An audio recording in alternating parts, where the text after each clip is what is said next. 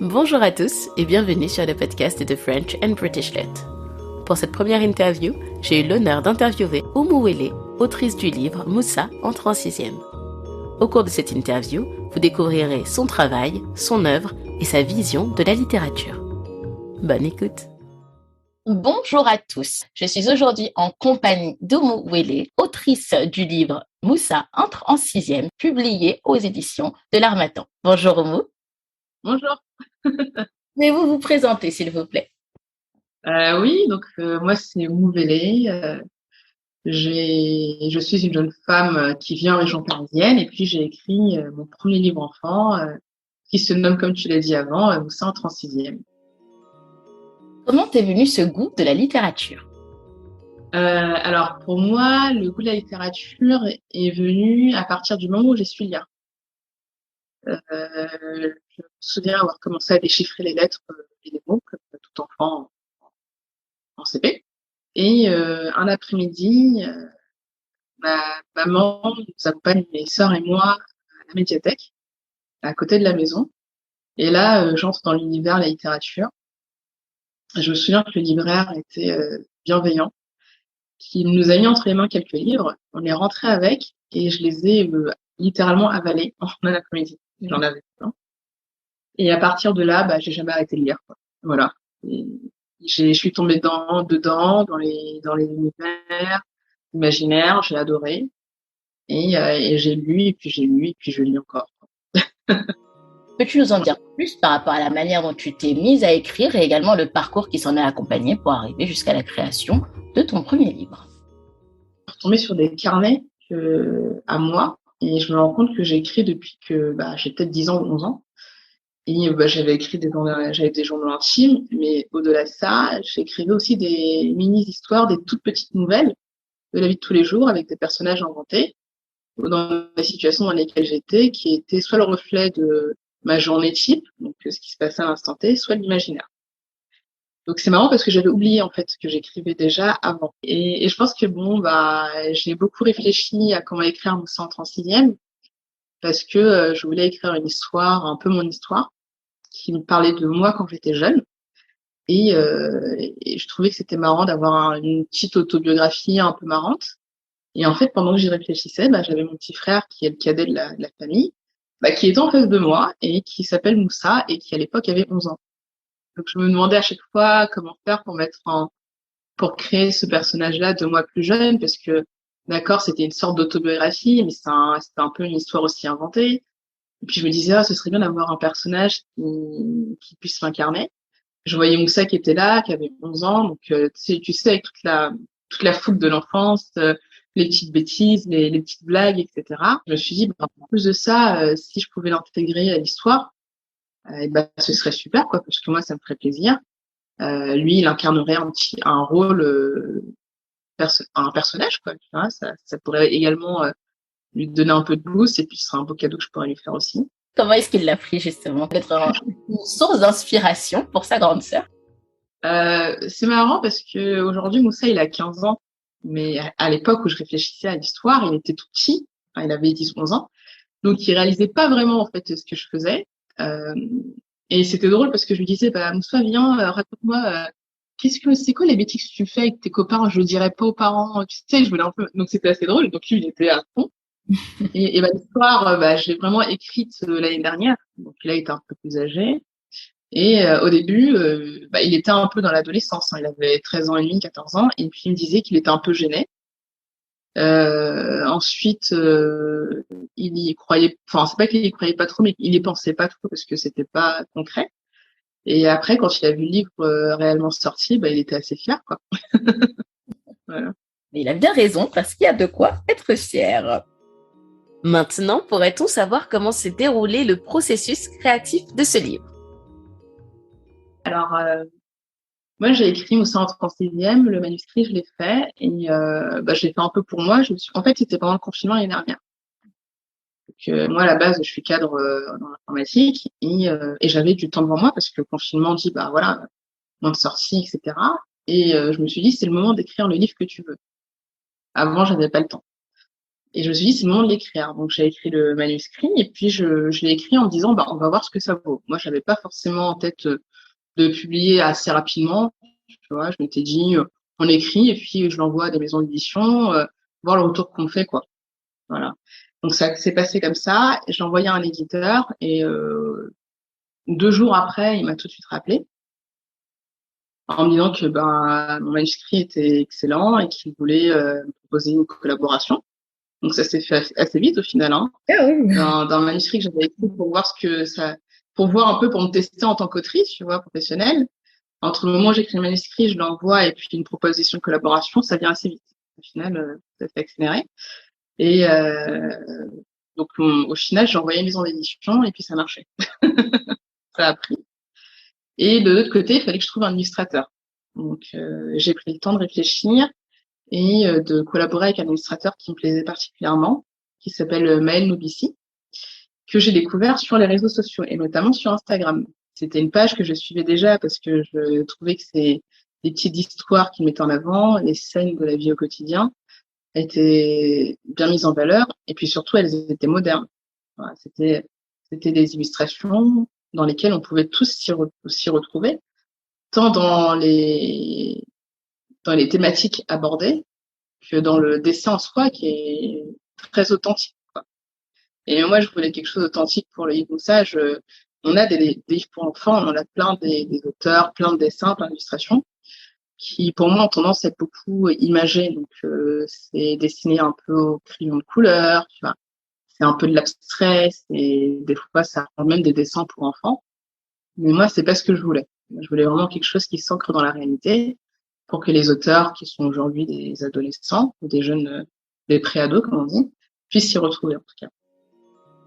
Et est-ce que vous pensez que le manque de représentation en littérature jeunesse pousse des auteurs à s'investir davantage dans la partie illustrée de leurs livres? Je me pose la question. Alors, pour donner du contexte, l'illustrateur qui s'appelle Maël Nobici est d'origine camerounaise. Donc, ses illustrations, déjà, mettent beaucoup illustrent sa vie au quotidien. Donc, ce sont des personnes d'origine africaine. Donc, je pense que c'est peut-être pour ça aussi que j'ai été attirée par ces dessins-là, ces illustrations, parce que j'ai vu que c'était une représentation juste, en fait. À la fois dans la forme des visages, la carnation, la texture, différentes textures de cheveux, enfin, tout ce qui fait qu'on est d'origine africaine, on est noir.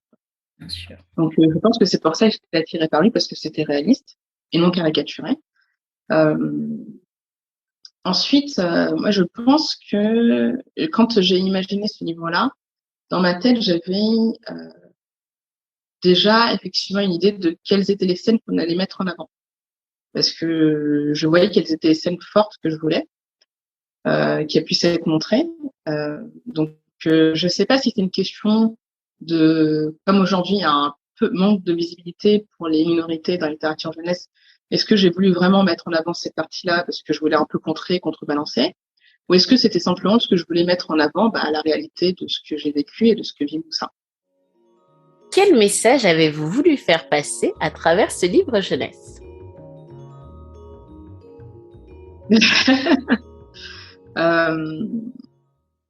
Je pense que parce que c'est une histoire qui me tient particulièrement à cœur, c'est la mienne et que ça met en avant ma famille également et puis mon vécu. Le message que je voulais faire passer est venu sincèrement, c'est-à-dire qu'il n'était pas forcément prémédité. J'ai simplement retracé avec humour et bienveillance ce que j'avais vécu et ce que je vois autour de moi. Et c'est en ayant fini le manuscrit, qu'en le mettant à disposition des lecteurs, et puis surtout en le voyant le produit fini, quoi, avec l'illustration, le dessin, le livre bien fait, bien terminé, que je me suis aperçue que ça mettait en avant plusieurs messages, en fait. Le premier message étant la diversité de la jeunesse française, qui aujourd'hui, malheureusement, on a peu de visibilité, que ce soit un petit Moussa ou autre, d'ailleurs. On a souvent une représentation. Donc, je voulais que déjà les petits lecteurs qui puissent le lire, que tout le monde puisse s'y identifier, parce que on a Moussa, mais on a également ses camarades de classe, qui ont toutes des origines différentes. Voilà. Que tout le monde puisse s'identifier. Je voulais également donner confiance aux enfants parce que ce sont des étapes importantes qui doivent passer au niveau de l'adolescence. Et je me souviens que moi, à l'époque, l'entrée en sixième était une étape importante. Donc, je pense que je ne suis pas la seule parce qu'on rentre un peu dans le monde des grands, on rentre dans l'autonomie. Et je me dis qu'en fait, expliquer un peu comment se passe la rentrée permet aux enfants de mieux appréhender cette nouvelle étape, de pouvoir s'y préparer et également de pouvoir poser des questions. Parce que en ayant des retours des lecteurs, etc., je m'aperçois que ça a soulevé beaucoup de questions et ça a délié des langues en fait sur leurs inquiétudes, sur qu'est-ce qui allait se passer à la rentrée, est-ce qu'ils vont s'en sortir, est-ce qu'on trouve la classe, et si on n'a pas d'amis, comment on fait. D'avoir une journée type de la rentrée, ça leur permet de pouvoir l'appréhender avec plus de sérénité. Donc, la question, c'était quels étaient les messages. Tout à fait. Alors, le premier message que je voulais faire passer, donc, c'était de montrer la diversité de la culture française. Le deuxième message que je voulais faire passer, c'était de pouvoir aider, peu importe à quel niveau je le fais, en tout cas les élèves pour leur rentrée des classes. Et le troisième message que je voulais faire passer, c'était de montrer que ces enfants-là et tous les enfants, d'ailleurs ma dédicace, je dédie ce livre à tous les Moussa, et je dis qu'ils ont leur place partout. C'est pour asseoir leur légitimité en fait, en tant qu'enfant ou en tant que peut-être des adultes, sait-on jamais s'ils se sentent touchés par le livre, mais que chacun a sa place, peu importe où il se situe, et qu'il peut la trouver, et qu'il a sa légitimité. Et le quatrième message également, c'est pour leur montrer qu'ils pouvaient justement affronter toutes les épreuves que la vie leur donne, qu'ils ont les outils pour y arriver et leur donner un petit boost de confiance. Tout plein de bonnes raisons d'avoir envie de découvrir ce livre. Qu'est-ce qui, selon vous, compose le secret d'un bon livre? Qu'est-ce qui compose le secret d'un bon livre? Alors, d'un point de vue écrivaine, moi j'ai écrit le livre Moussa avec ce que j'avais en moi. C'est écrit avec toute honnêteté et transparence. Parce que initialement, je pensais pas forcément à je vais le publier, donc il va être acheté, donc il faut que je pense commercial. Moi, je l'ai écrit un peu avec mes tripes, avec mes propres souvenirs, mes émotions, les émotions de mon entourage, et j'en ai fait quelque chose.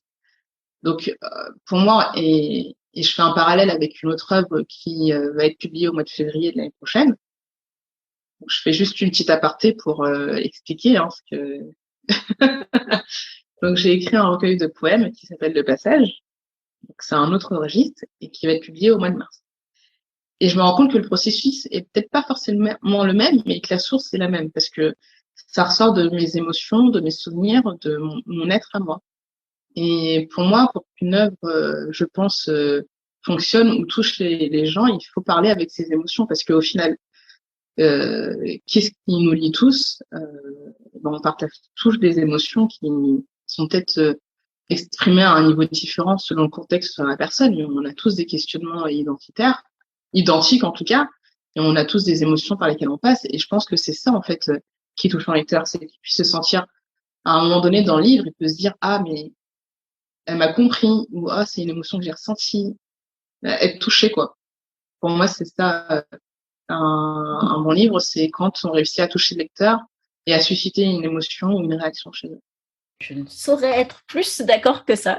Je pense que c'est une définition assez juste en tant que lectrice, en tout cas, de ce qui peut me faire vibrer dans le livre. Avant de passer à des questions plus générales, je voulais savoir où peut-on trouver Moussa entrant en sixième? Oui. Alors Moussa entrant en sixième peut être trouvé sur le site de l'Harmattan. Vous pouvez les vendre directement en librairie physique Harmattan.